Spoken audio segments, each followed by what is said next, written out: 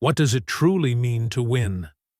Is victory the moment an enemy falls? Or is it the instant fear no longer controls your mind? If strength fades with age and weapons rust with time, what remains of a warrior when the battle is over? These questions echo across centuries, crossing the smoke of duels and the silence of meditation halls, leading us to the life and philosophy of one man who refused to live like anyone else. Miyamoto Musashi was not merely a swordsman. He was not simply a strategist, an artist, or a philosopher. He was a relentless seeker of truth, carving his understanding of life through steel, solitude, and self-mastery. His philosophy was not written for comfort, nor for peace alone, but for those who dare to confront reality without illusion. This is not a story about fighting. This is a story about seeing clearly, acting decisively, and living without regret. Before you continue this journey, take a moment to support the channel.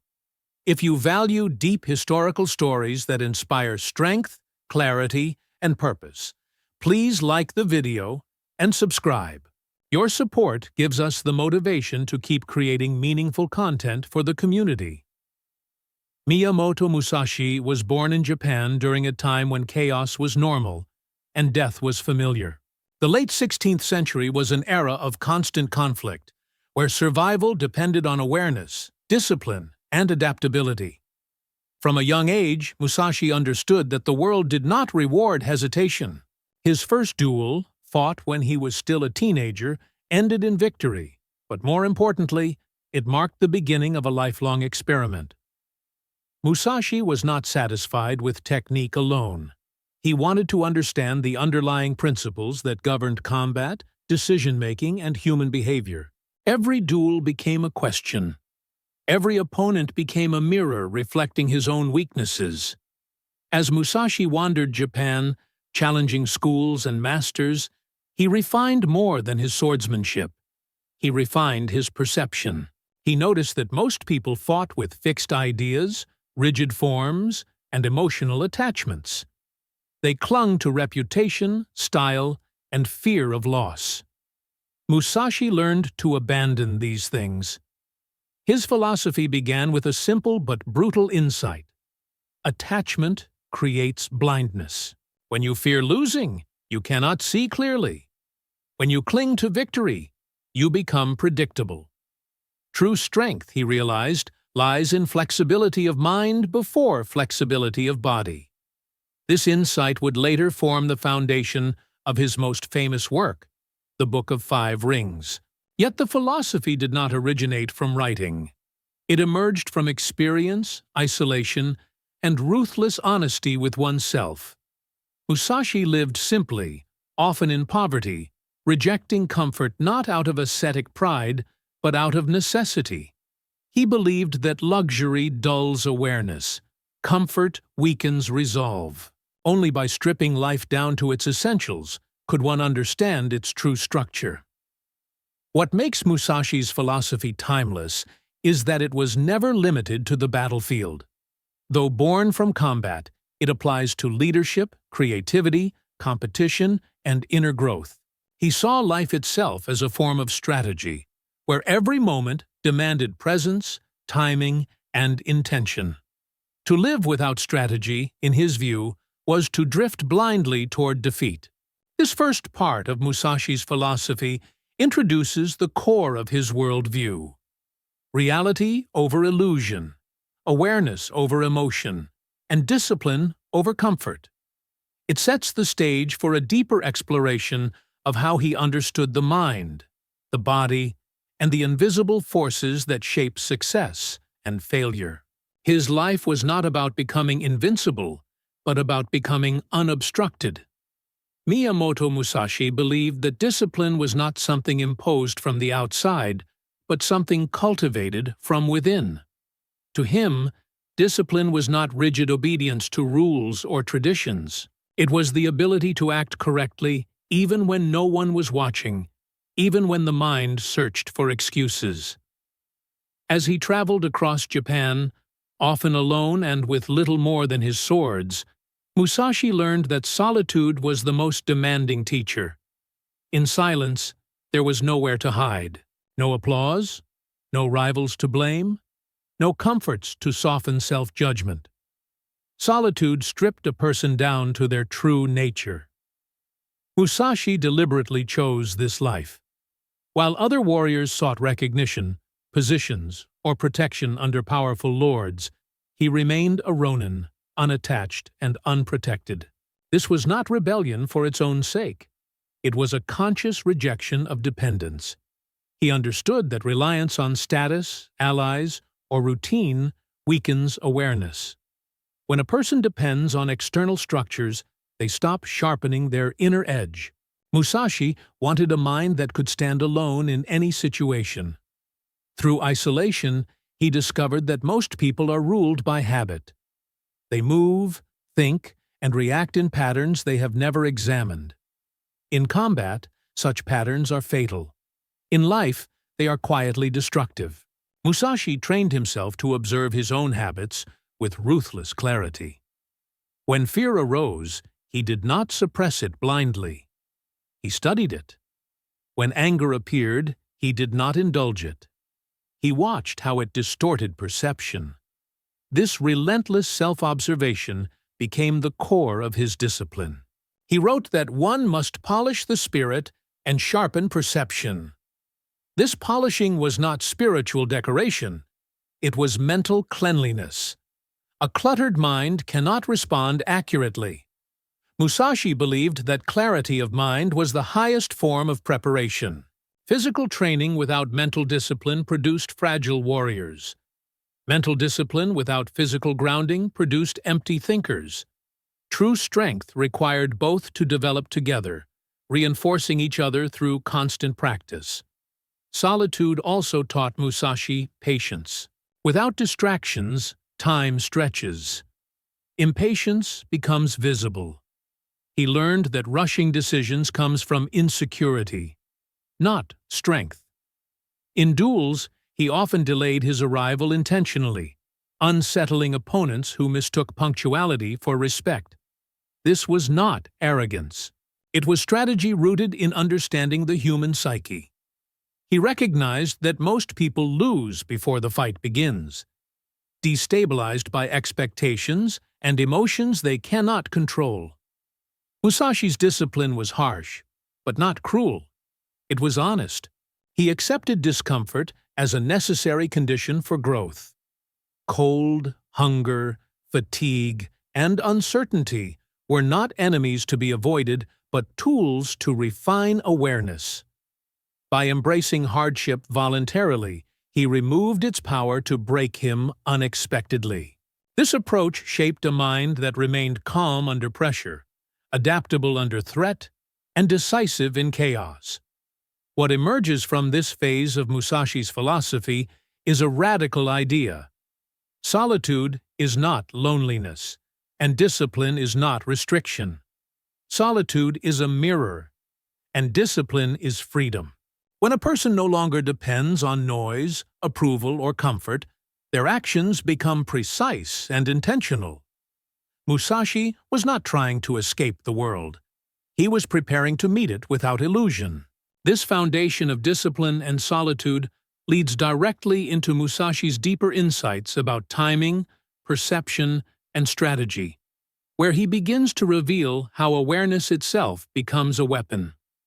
For Miyamoto Musashi, victory was rarely decided by strength alone. It emerged from timing. Timing, in his understanding, was not merely speed or quick reaction. It was the deep perception of rhythm, the invisible pulse that governs every encounter, whether between swordsmen, armies, or ideas. Musashi believed that all things move according to patterns of rise and fall, advance and retreat. Those who fail do not fail because they are weak, but because they act out of rhythm with reality. Through countless duels, Musashi observed that most opponents fought the past or the future, not the present. Some rushed forward, driven by fear of delay. Others hesitated, waiting for perfect conditions that never arrived. Both were blind to the current moment. Musashi trained himself to enter the exact space where action was inevitable, where decision could no longer be postponed. In that instant, there was no need for excessive force. The outcome revealed itself naturally. He described rhythm as something universal. There is a rhythm in combat, in speech, in politics, in weather, and even in silence. A skilled warrior listens before striking. Musashi learned to read subtle cues, a shift in breathing, a change in posture, a flicker of doubt in the eyes. These were not mystical powers, but the result of total presence. When the mind is calm and unattached, it perceives what others miss. One of Musashi's most radical ideas was that one must break the enemy's rhythm before attacking their body. When rhythm collapses, technique becomes irrelevant. A person who loses rhythm becomes fragmented, reacting instead of acting. Musashi often disrupted opponents by behaving unexpectedly. He used unconventional stances, dual swords, and irregular pacing not to appear strange, but to deny others a familiar pattern. Predictability, in his philosophy, was a form of weakness. This understanding extended far beyond duels. Musashi saw life as a continuous negotiation of rhythms. There are times to push forward, and times to yield. There are moments when silence speaks louder than words, and moments when decisive action is required. Those who force outcomes without regard for timing exhaust themselves. Those who wait endlessly miss their moment. Wisdom lies in sensing when effort aligns with opportunity. Musashi rejected rigid planning divorced from reality. Strategy, he argued, must remain alive. A plan that cannot adapt becomes a trap. He warned against falling in love with one's own methods. When circumstances change, attachment to old rhythms leads to failure. This flexibility allowed him to remain undefeated in over 60 duels, not because he was invincible, but because he was responsive. What makes this philosophy enduring is its relevance to modern life. In business, relationships, and personal growth, many struggles arise from mistimed actions. People speak when they should listen, act when they should observe, and hesitate when clarity is present. Musashi's teaching invites a different approach. Slow the mind, sharpen perception, and move only when the moment opens. Timing for Musashi was not about control, but alignment. When one aligns with the natural flow of events, effort becomes efficient, and conflict dissolves quickly. This awareness transforms struggle into understanding and chaos into clarity. This mastery of rhythm prepares the ground for Musashi's most misunderstood concept, the way of no fixed form, where adaptability becomes the ultimate weapon. Miyamoto Musashi arrived at a realization that stood in direct opposition to most martial traditions of his time.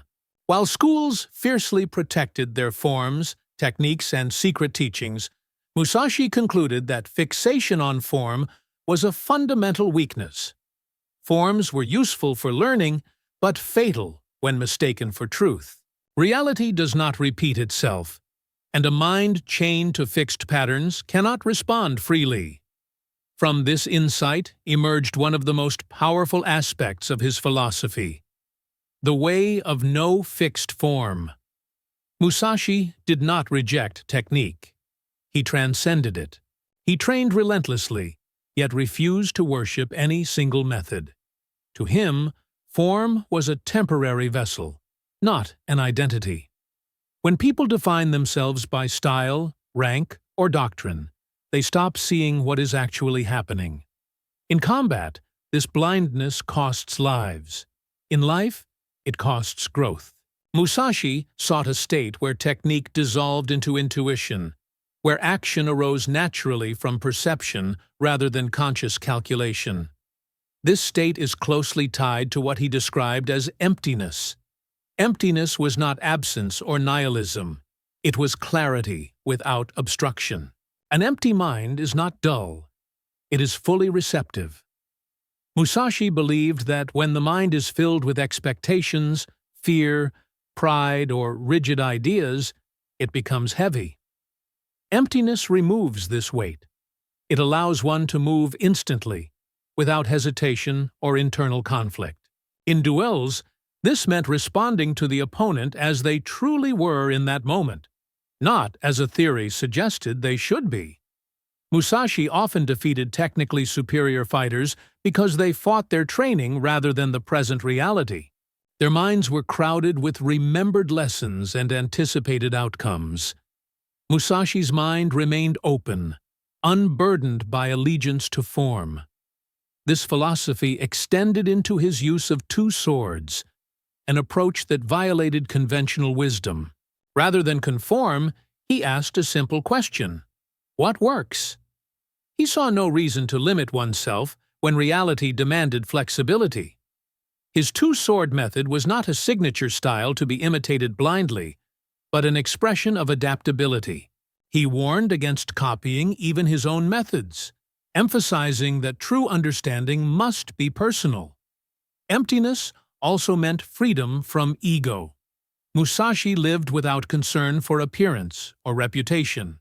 He dressed plainly, sometimes even roughly, unsettling opponents who expected elegance from a master.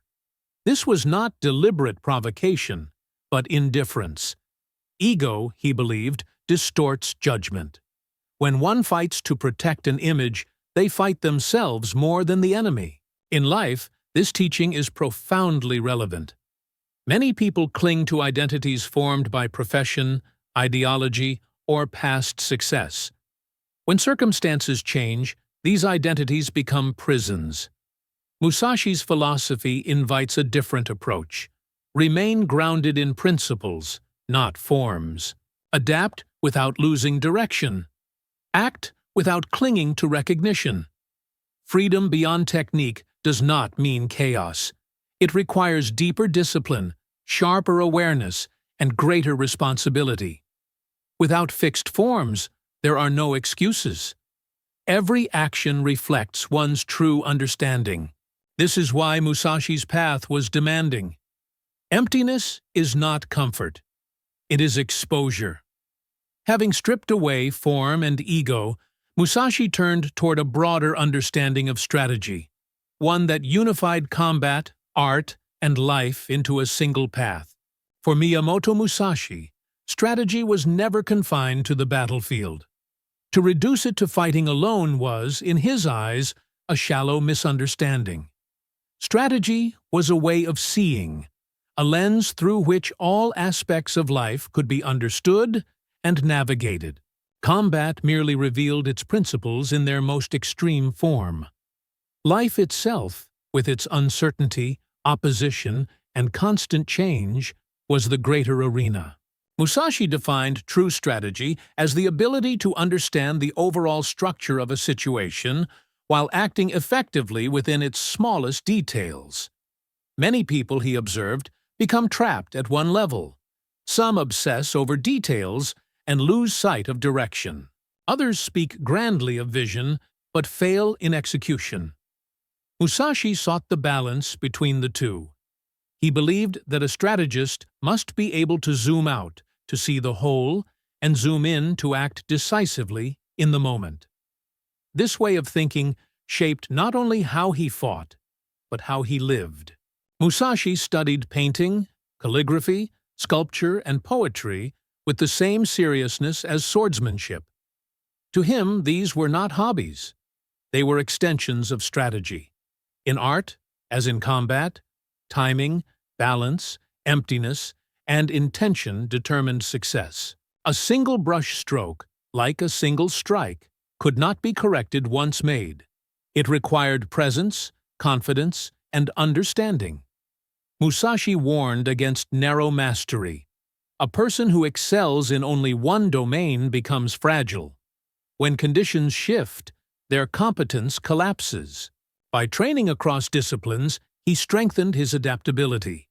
Each art sharpened his perception differently, reinforcing the same underlying principles. This is why he insisted that strategy must be practiced daily, in ordinary actions as much as extraordinary ones. How you walk, how you speak, how you observe others, all reveal the quality of your strategy. He also emphasized realism. Musashi had little patience for fantasy or wishful thinking. He urged people to see things exactly as they are, not as they wish them to be. In strategy, self-deception is the greatest enemy. Overestimating oneself leads to recklessness. Underestimating oneself leads to paralysis. Clear assessment creates appropriate action. One of his most striking teachings was that strategy must lead to efficiency. Wasted movement, wasted emotion, wasted effort all indicate poor understanding. This does not mean rushing or cutting corners. It means acting in alignment with reality, where effort produces maximum effect. Musashi's victories were often swift, not because he sought speed, but because he sought inevitability. When conditions were right, the outcome required no struggle. In modern life, this philosophy challenges the culture of constant reaction. Many people are busy but ineffective, informed but directionless. Musashi's strategy demands intention. It asks not how much you are doing, but whether what you are doing aligns with your goal and the moment you are in. Strategy, in Musashi's sense, is not manipulation of others. It is mastery of oneself within the world. It is the ability to remain grounded when circumstances shift, creative when obstacles appear, and decisive when clarity emerges. This approach transforms life from a series of reactions into a deliberate path.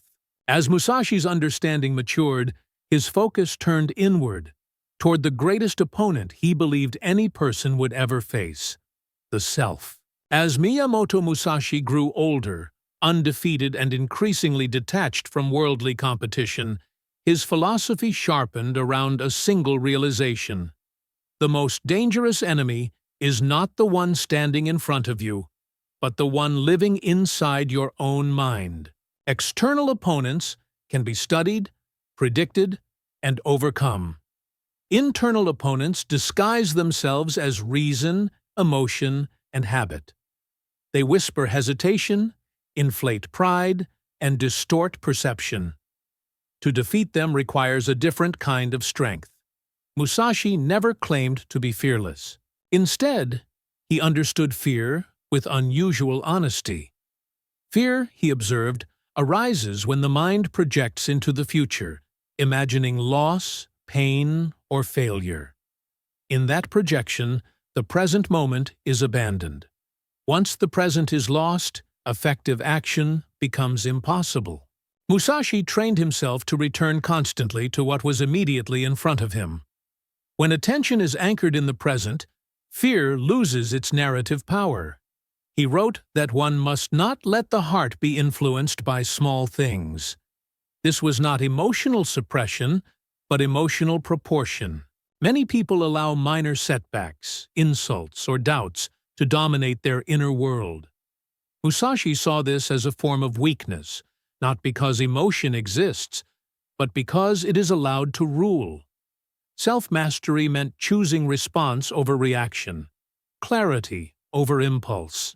Pride, in Musashi's view, was as dangerous as fear. Pride creates attachment to reputation and self-image. Once attached, a person begins to defend an identity rather than engage with reality. In combat, this leads to predictable behavior. In life, it leads to stagnation. Musashi deliberately lived without status to avoid this trap. He wanted no title that could be threatened, no image that required protection. This detachment extended to victory itself. Musashi did not fight to prove superiority. He fought to understand strategy. Winning was a consequence, not a goal. By removing the emotional weight of outcome, he preserved mental freedom. This is why he could remain calm under extreme pressure. His focus was always on execution, not validation. Self-mastery also required brutal self-honesty. Musashi believed that excuses were a form of self-betrayal. When mistakes occurred, they were lessons, not wounds to ego. This mindset transformed failure into instruction. Those who fear failure stop experimenting. Those who accept it refine their understanding. In modern terms, Musashi's philosophy confronts the culture of constant comparison. Many people measure themselves against others, chasing approval or fearing judgment. Musashi measured himself against reality. His standard was effectiveness, not admiration. This internal orientation created resilience. When praise came, it did not inflate him. When criticism appeared, it did not weaken him. True self-mastery for Musashi was quiet. It did not announce itself. It manifested as steadiness, adaptability, and clear action. A person who has mastered themselves does not need to dominate others. Their presence alone influences the situation. As Musashi approached the later years of his life, his philosophy began to crystallize into principles meant not for battle, but for living and dying without regret. In the final phase of his life, Miyamoto Musashi's philosophy turned toward the inevitability that all warriors eventually face: death. Unlike many who avoid the subject or romanticize it, Musashi confronted death with directness and clarity. To him, awareness of impermanence was not a source of despair, but the foundation of fearless living. A person who understands that everything ends stops wasting energy on illusion. Musashi lived in an era where death was visible and constant, yet his relationship with it was philosophical rather than emotional. He believed that fear of death corrupts judgment long before death itself arrives. When people cling desperately to life, they hesitate, compromise, and surrender their integrity. Musashi argued that one must accept death fully in order to live decisively. Acceptance did not mean seeking death, but removing its power to control action. This acceptance shaped his concept of resolve. Resolve, for Musashi, was not stubbornness. It was clarity of direction combined with willingness to face consequences. A resolved person does not require guarantees. They act because action is aligned with understanding, not because success is assured. This mindset allowed Musashi to step into duels without emotional turbulence. He had already accepted every possible outcome. Impermanence also stripped away false priorities. Musashi rejected excess possessions, titles, and comforts because he saw them as distractions from what truly mattered. Time was limited. Attention was precious. Energy wasted on vanity was energy stolen from understanding. His simple life was not an aesthetic choice, but a strategic one. Near the end of his life, Musashi retreated to a cave called Reigando, where he reflected deeply and wrote his final teachings. There, removed from society, he refined his thoughts, not for fame, but for clarity. His writing during this period carries a stark honesty. He warned against attachment to pleasure, resentment, and dependency. These attachments, he believed, weaken resolve and cloud judgment. Musashi's view of death also carried a quiet compassion. When one understands impermanence, trivial conflicts lose importance. Pride softens. The need to dominate fades. What remains is intention. How you act in each moment becomes more important than how long you exist. Life is measured by depth, not duration. For modern audiences, this philosophy challenges avoidance. Many live as if time is endless, postponing courage and honesty. Musashi's teaching is a reminder that postponement is itself a decision, one that often leads to regret. Living with awareness of death sharpens presence. Words become more deliberate. Actions become more sincere. Resolve, in this sense, is freedom. When fear of loss no longer dictates behavior, a person becomes unshakable. Musashi did not seek immortality. He sought alignment with reality. In doing so, he achieved a form of permanence through influence rather than existence. These reflections lead to Musashi's final message, a distilled philosophy meant to guide anyone willing to walk a disciplined, conscious path. In his final days, Miyamoto Musashi reduced a lifetime of combat, reflection, and solitude into a philosophy stripped of ornament and illusion. There was no desire to impress, no need to persuade. What remained was essence. His final teachings were not meant to create followers, schools, or legends. They were meant to offer a way of standing in the world with clarity, strength, and independence. This is what makes Musashi timeless.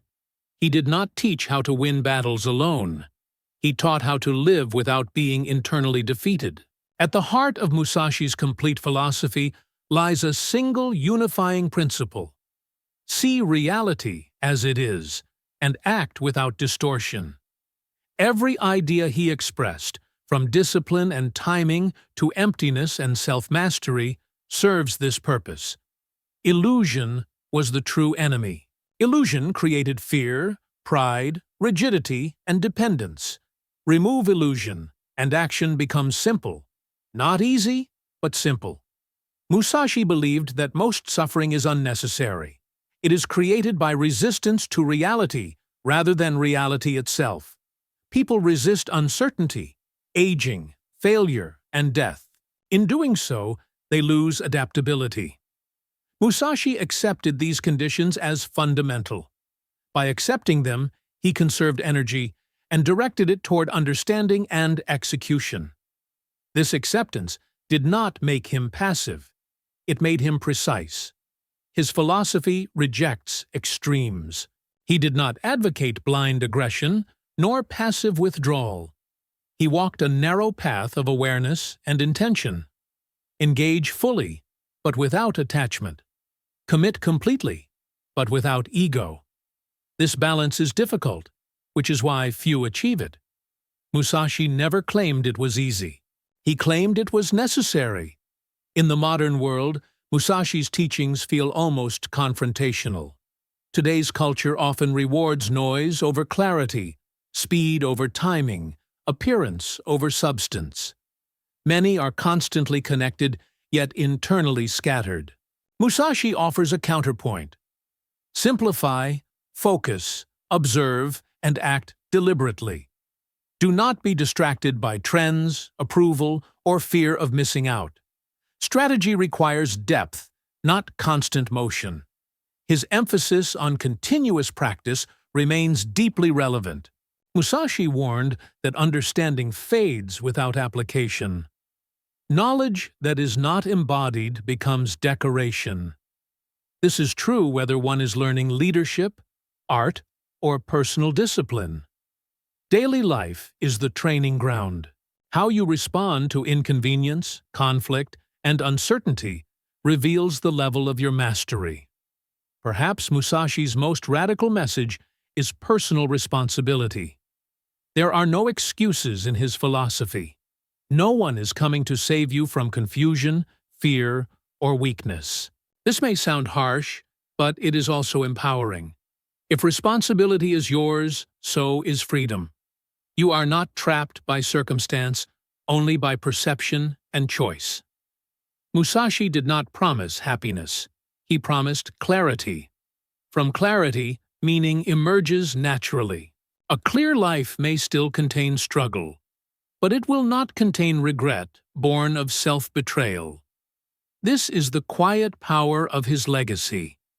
As this journey concludes, the question Musashi leaves us with is not whether we admire his life, but whether we are willing to apply his principles, not as imitation, but as understanding. The way he walked cannot be copied. It must be discovered personally, through discipline, awareness, and honest confrontation with reality. If this exploration of Miyamoto Musashi's complete philosophy has given you insight, strength, or clarity, please like the video and subscribe to the channel. Your support allows us to continue creating deep, meaningful historical content that serves the community. Thank you for walking this path with us.